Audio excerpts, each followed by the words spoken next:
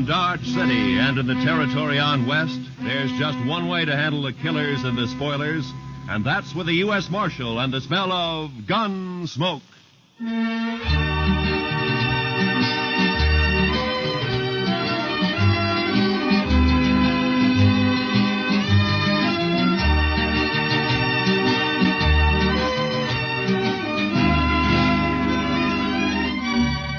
Gunsmoke, starring William Conrad. The story of the violence that moved west with young America. The story of a man who moved with it. Matt Dillon, United States Marshal.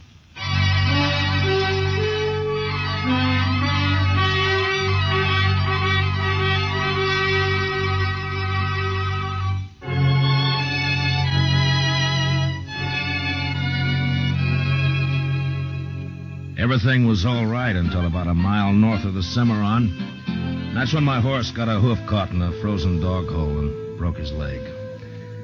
So I had to shoot him. It made me feel awful bad. I didn't feel any better thinking about the walk ahead of me. Close to 40 miles to Dodge and carrying my saddle all the way. Guess I'd been on the trail about an hour, near as I could figure it was around 3 in the afternoon. And I'd eased the saddle off my shoulders for a rest and a smoke. And that's when I saw the stranger riding up from the way I'd come. He was tall and thin, and his horse was taller and even thinner. Yeah, they made quite a pair.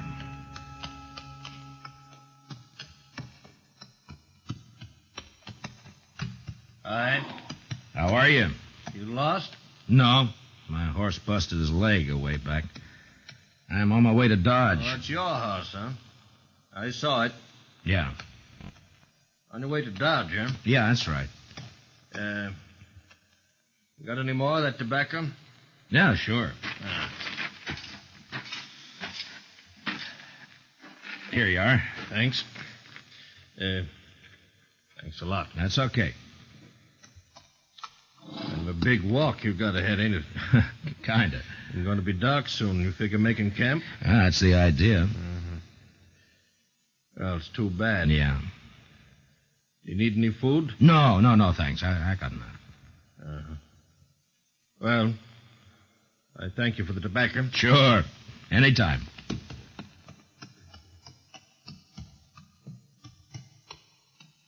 Hey. Yeah? Not saying this beast won't drop dead from the shock, but do you want to climb on behind? Save you a piece of boot leather for a while, anyway. Why, I'd be much obliged if you think that animal of yours can carry us. Well, she won't mind. She should have been dead a long time ago, except she don't know it. She don't mind. Well, okay. Thanks. Here, will you hold my saddle till I get up, huh? Yeah, give it here. Yeah. Can you manage this saddle? Yeah, give it. Yeah, I got it. Yeah, let's go.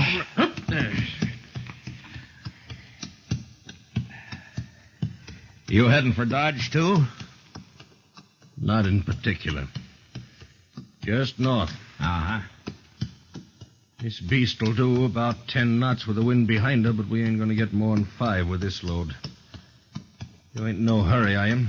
Well, I was kind of hoping to get back tonight. It's Christmas Eve, you know. Oh, yeah, that's right, ain't it? Yeah. That backbone of hers sticking into you? Oh, no, it's okay. Thanks. Notice that tin do-jigger tied to you.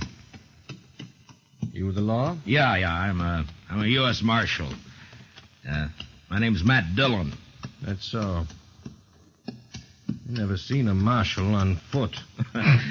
Well, it happens sometimes. How is it you're down this way? You need to mite off your course? Hmm? So you marshal down here as well as Dodge? No, I just took a prisoner across the Cimarron into Oklahoma territory. Turned him over to the Army there. Did, huh?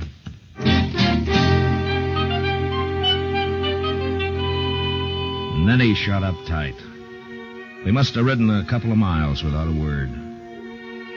I got to thinking about Dodge and Chester, Doc, and Kitty, and the rest of them. You know, there's something pretty special about any place at Christmas time.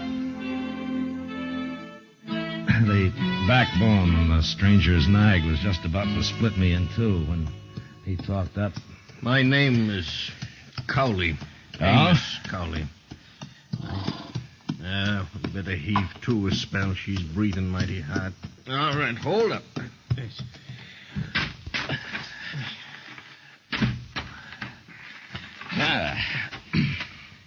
Yeah, it's getting a little chilly, isn't it? Yeah. Could I trouble you for another smoke? Oh, sure. Here you are. I thank you. Say, what's it like in Dodge? What? Dodge, what's it like? Oh, it's like any other town, I guess. Pretty big, huh? Well, yeah, I guess so. Not so big as New York, though. Oh, no, not as big as that. You know, I haven't been in a big town now for more than 10 years. Oh, is that so? No. Been down the territories, drifting.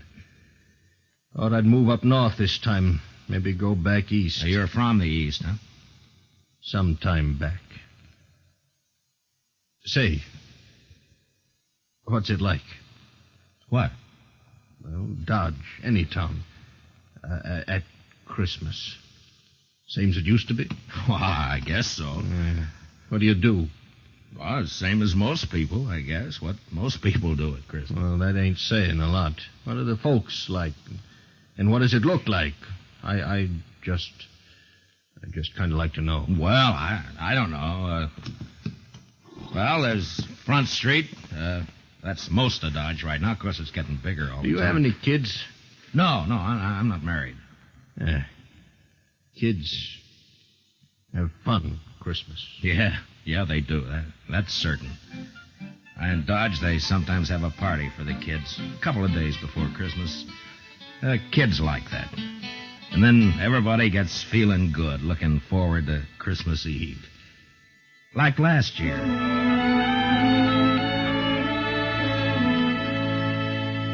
There was snow on the ground, but the sky was clear. You could even see the stars. I was going down the street to the Texas Trail to meet Doc and Chester. Chester, he's my deputy. Doc's a doctor in town. We had some work to do later on in the evening. You could see the light shining behind the curtained windows, and almost everybody had a sprig of holly berries hanging up. They'd got some from the east a couple of days earlier. I remember running into John Bumby. He's a kind of general handyman in Dodge. Never says much, but he sure had a lot to say that night. Oh, hello, Marshal. Oh, hi, John. A lovely night for Christmas Eve, isn't it? Yeah, it certainly is, John. Yeah. Pretty fine night. Peace on earth, goodwill to men. Mr. Dillon? Yeah, that's the way it should be, John. You know, Marshal, this is going to be quite a night for me. Yes, sir. Oh, is that so? Oh, yes, sir. Tonight, I'm asking Mrs. McNish to become Mrs. Bumby. What? Mm-hmm. What, John? I didn't know that. Oh, I know it's been a mighty fast secret, but I'm popping the question tonight. Well, I wish you a lot of luck, John. Hey, I'll tell you what. Come by to the Texas Trail later, and we'll have a drink on it. Oh, I will. I really will, Marshal. You're good and kind, Marshal. Good and kind. Merry Christmas, Marshal Dillon. Merry Christmas. Well, the same to you, John.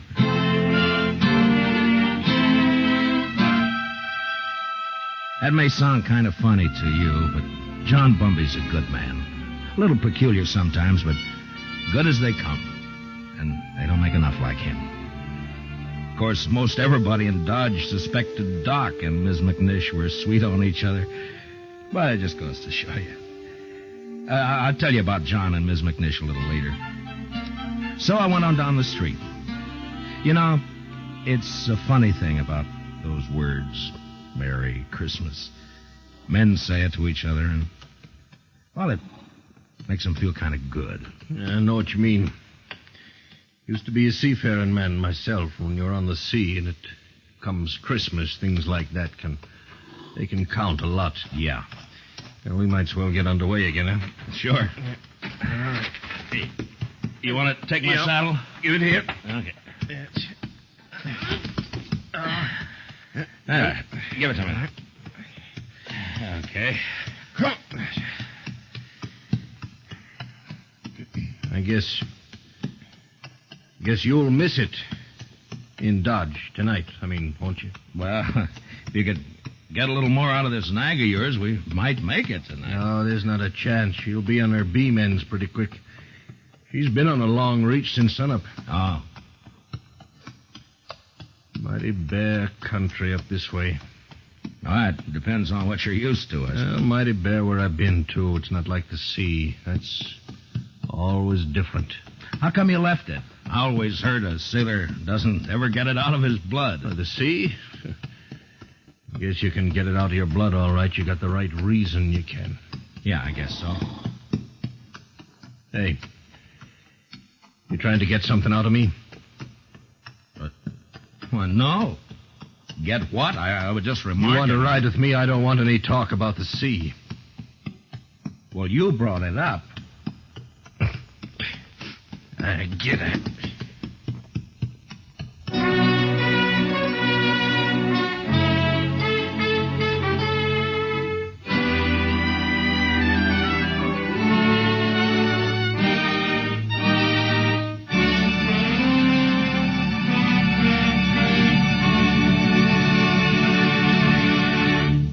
We will return for the second act of Gunsmoke in just a moment. But first, tomorrow night, Jack Benny and his whole fun-making gang make a personal appearance at a Long Beach, California Veterans Hospital.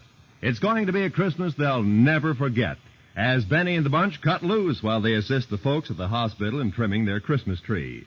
Be sure to join the fun tomorrow night on CBS Radio, when it's Jack Benny time all across America.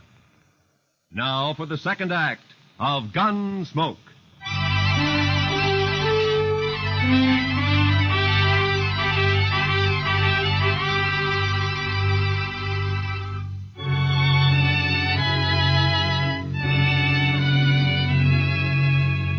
Amos Cowley sulked his way along the trail for the next while. And then it was almost like he couldn't stand the quiet. Or maybe he had things on his mind. He turned his head. Go on. What? Go on. Tell me some more. Oh, about Dodge? Yeah. Well, I don't know. Well, you try some more, huh? Well, they got a little pine tree in the Texas Trail. Tree? Yeah, come down a long way from the north. Kitty Russell, she's a hostess in the Texas Trail. Well, she got a lot of ribbon and gewgaws and made it look real nice. That was last Christmas. The star at the top? The star? Yeah. Yeah, I think so. It looked like a star, I guess. It sure looked pretty. And there was a difference in the place that day. Everybody was celebrating and feeling real good. The doors would swing open and somebody would come in and, maybe somebody you just knew to nod at, but because it was Christmas Eve, he'd come right up and say, hello. Oh, maybe that's a good reason, maybe not. I don't know. Anyhow, it was still kind of early. Kitty and Chester were standing off looking at the tree. Hi, Matt. Good evening, Mr. Dillon. Hi, Kitty. Chester. How do you like it, Matt? Christmas tree. Oh, that's real pretty. Only tree but one in the whole town. Yeah, Kate's got one over at the Alphaganza. Oh, well, I'll have to see it later. You're next. Where's Sam? I don't know. Maybe he started celebrating too soon. Oh. Doc's taking over the bar. Yeah, that's right. You want a drink, Kitty? Sure. All right, I'll get you a drink. You haven't forgotten anything, have you, Mr. Dillon? Forgotten? What, Chester? There. What did I tell you, Miss Kitty? I knew just as sure as my nose that you forgot. That. No. I hadn't forgotten. Oh, well, I thought as soon as they get Sam sober enough to take care of the customers, we could go on over to Doc's like we planned. Sure, we'll do that, Chester. Here you are, Matt. Thanks, Doc. Oh. Yeah, well, it's still snowing out. No, it stopped. Where you going, Kitty? Oh, I just want to look outside.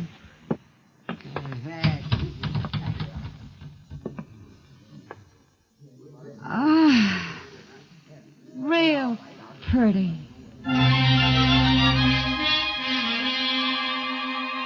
Man thinks of a lot of funny things that don't mean much.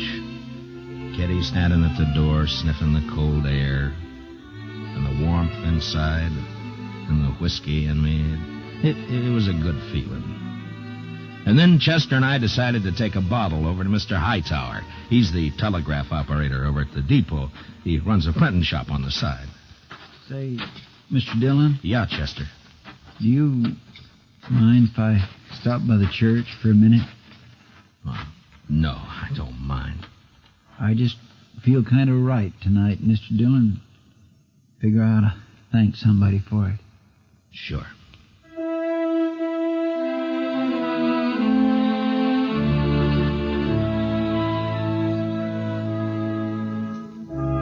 So we stopped by the church.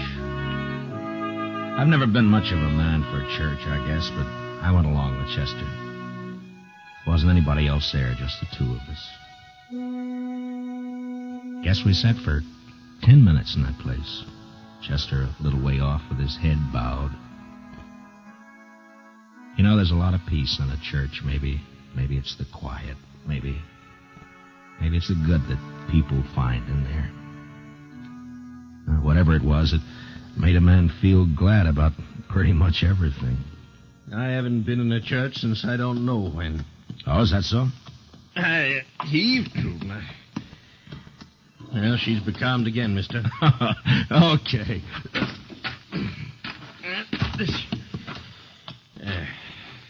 She sure wasn't built for it, I'll tell you. You ever see anything like that? She is kind of old, isn't she? I've had her going on 8 years. She hasn't changed a mite.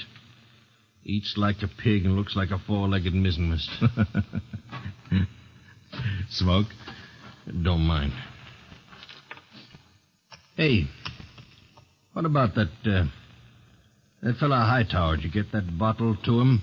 Oh, sure. Yeah, I guess it was lonely over in the depot all alone. He was glad for the company. There was a wood fire burning in the stove, but it didn't keep out the cold.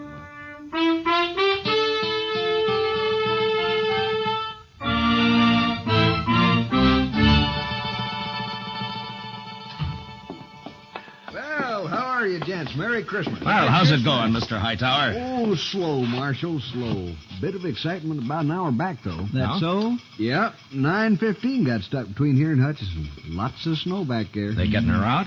Oh, sure, they're trying, but I'm sure glad I'm not on it. It's going to be a cold night on that train. Well, it's kind of chilly in here, isn't it, Mr. Hightower? Any warmer, and I'm going to sleep. Well, say, we brought you over a bottle of Irish for company. Jameson's, well, I declare I was just thinking about a tot before you boys come in. Now, that's real friendly. Will you have a drink with me? We sure will. Let's open her up, huh? A couple of glasses up on the shelf there, Chester. Get them down, will you?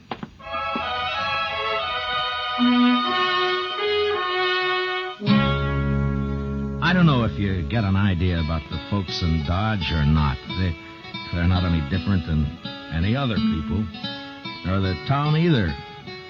I guess maybe it's a pretty small place at that.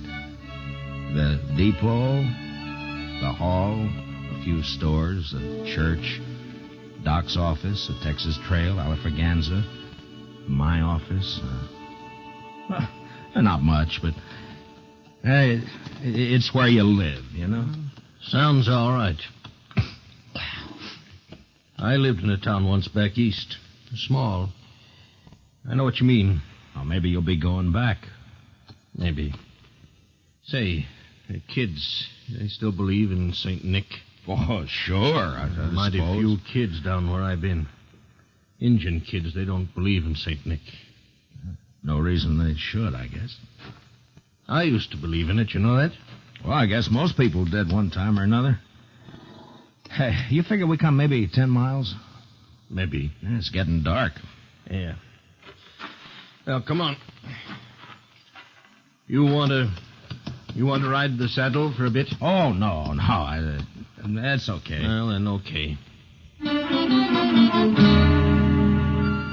We rode on, and I thought about last year, about Kitty, Doc, and Chester and me going over to Doc's place after Doc got tired at Tented Bar at the Texas Trail. It was about 1:45, and we stood around and sang Christmas carols.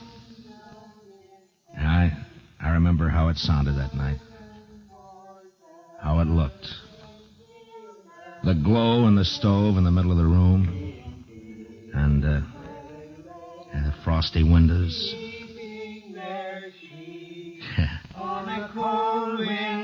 Yeah, it was Christmas Eve, all right. Was so deep, Noel, Noel, Noel, Noel, born is the King of Israel.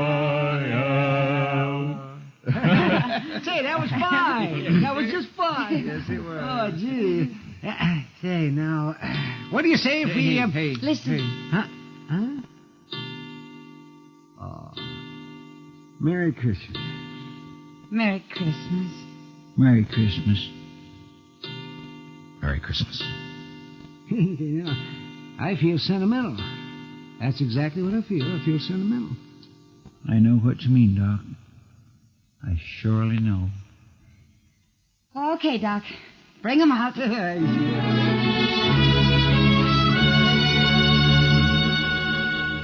And I remember how Doc scuttled over to the bureau and brought out some packages. The presents weren't much, but it didn't matter what they were. And when we'd finished opening them, it was Chester who said what we were all thinking. I just want to say, Miss Kitty, Doc, you, Mr. Dillon, I just want to say that this is the best doggone Christmas I ever had. And that's what I want to say.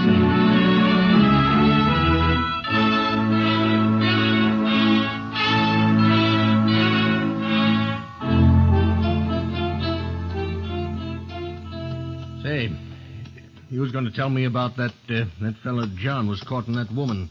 What was her name? Oh, yeah, Ms. McNish. That's right. Well, she said yes, and you've never seen two happier people in your whole life. Yeah, she's Ms. McNish Bumpy now. Oh, that's good. You know, you might settle for a bit in Dodge, or you could get work there. Sure would be fine if you could get back tonight, wouldn't it? Well, it can't be helped. I'd be a lot further away and a sight more tired if you hadn't come along. Yeah. Now, listen.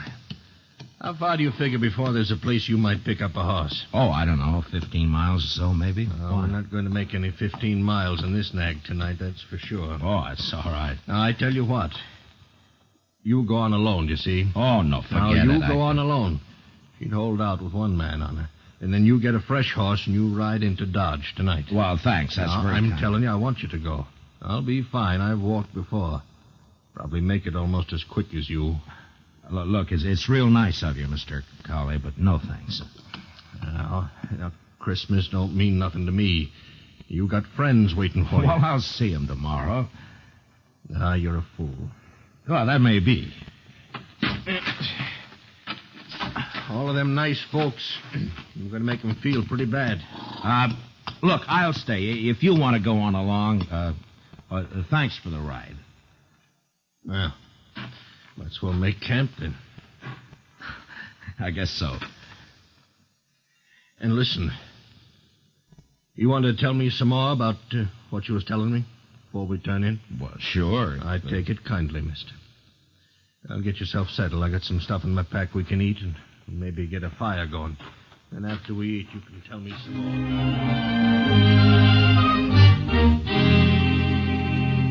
We made a fire and then shared what we had for supper. He seemed to soften up after that, and we talked for a couple or 3 hours. It was like he was Starved for news of people, everyday things, and just plain company. And that's how we spent Christmas Eve together out on the plain. And then when the fire was dying down and I was about ready for sleep, he said, Marshal, "Yeah?" I want to tell you something. I've been needing to tell it for a long time. Do you mind? Oh, of course I don't mind. Well, then I'll tell you. A few years ago, I was skipper of a little schooner. Used to sail up and down the East Coast, you know, Boston, New York. Yeah. Well, one night, we hit dirty weather off New Jersey. Real dirty. Blew us off course, and we piled up on the rocks and knocked the bottom out. That's too bad. There was 18 passengers aboard, Marshal. 4 of them was kids. We never saw them again. Oh. And my own wife and my kid went down, too. I'm sorry.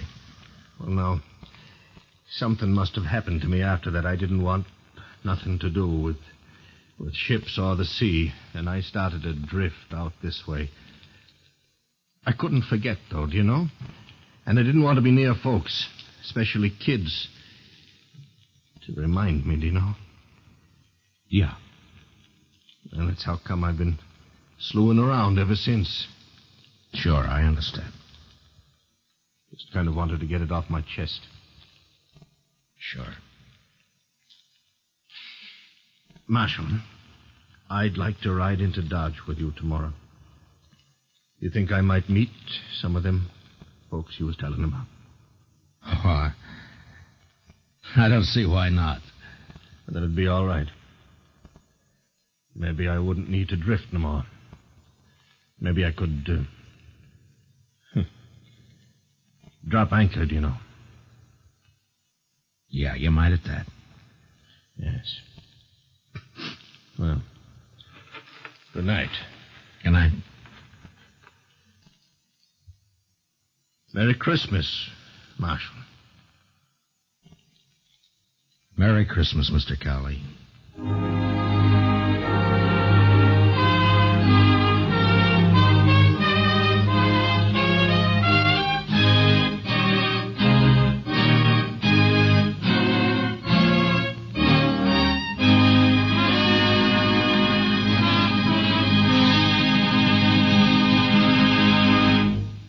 Gunsmoke, under the direction of Norman MacDonald, stars William Conrad as Matt Dillon, U.S. Marshal.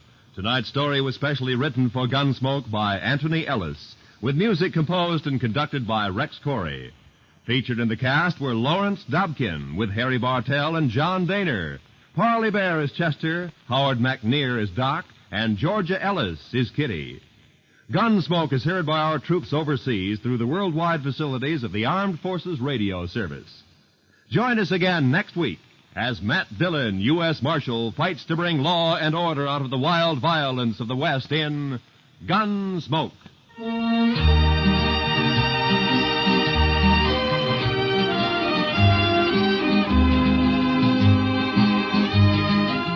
Tomorrow night, Edgar Bergen's real-life daughter, Candy, pays him and you a visit on The Edgar Bergen Show with Charlie McCarthy.